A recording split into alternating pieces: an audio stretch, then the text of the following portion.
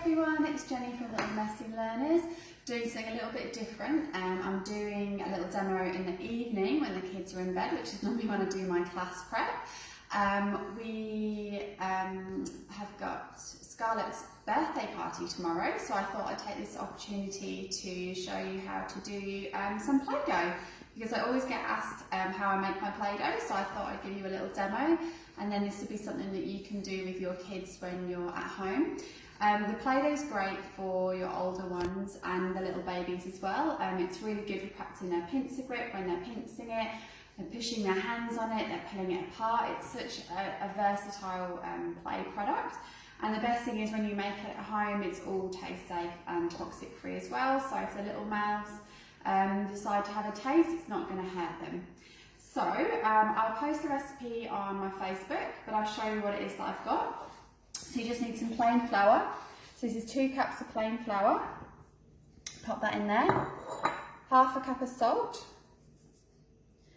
And then this is my key ingredient.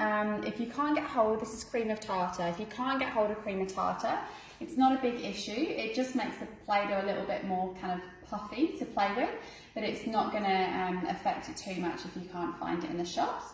It's normally in the baking section. So you want 4 good teaspoons of cream of tartar. 2, 3, 4. Get your wooden spoon and give that a good, make sure that's mixed in really well. I always use table salt. Always use table salt in the Play-Doh because otherwise it doesn't break down enough. If you use like a cooking salt, it's too the grains are too big and it won't dissolve in the water, and you end up with really grainy Play-Doh, which isn't nice to play with. So that's all mixed in. Then if you grab a jug and you want just any oil, I normally use canola oil. You want 4 dessert spoons of canola oil. So we've got 1, 2, 3, 4 of those. And then your food colouring of choice. So we're going to use pink tomorrow for Scarlett's birthday. So put some of that in. You put in as much or as little as you like, depending on how bright you want the colours.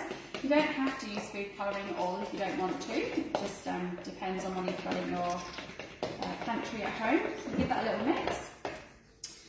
And then the next thing you need is boiling water. So you need to grab your kettle, make sure it's boiling hot, but obviously be careful you don't burn yourself. And you need 2 cups of boiling water. So we've got 1 there, and 2. This is where I do my Play-Doh a bit differently. I do mix them separately first, like that. So you've got the nice coloured oil and water there, and then pop it into your bowl, and then give it a stir. So you'll see it starts to come together quite quickly. Sometimes it might come out a little bit smooth like this. So all we're going to do, if it looks a bit like that and it's a bit runny, you just need to add a little bit more flour. So we're going to add a bit more flour into there.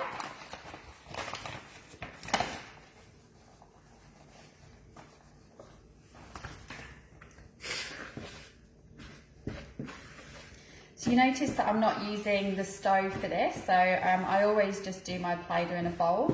I know there are some good Thermomix recipes out there as well, for those of you who've got a Thermomix. So you see that's come nicely together in a nice little doughy ball there.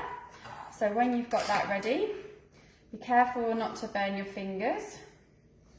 You just need to tip it out onto your board and then just give it a little knead like that. There we go, just a little pat around, make it nice and smooth. There we go, let it cool down, and there's your Play-Doh, easy. Have loads of fun, guys. I'll post this video up. If you've got any questions, give me a shout, and I'll see you later again for another activity. Bye.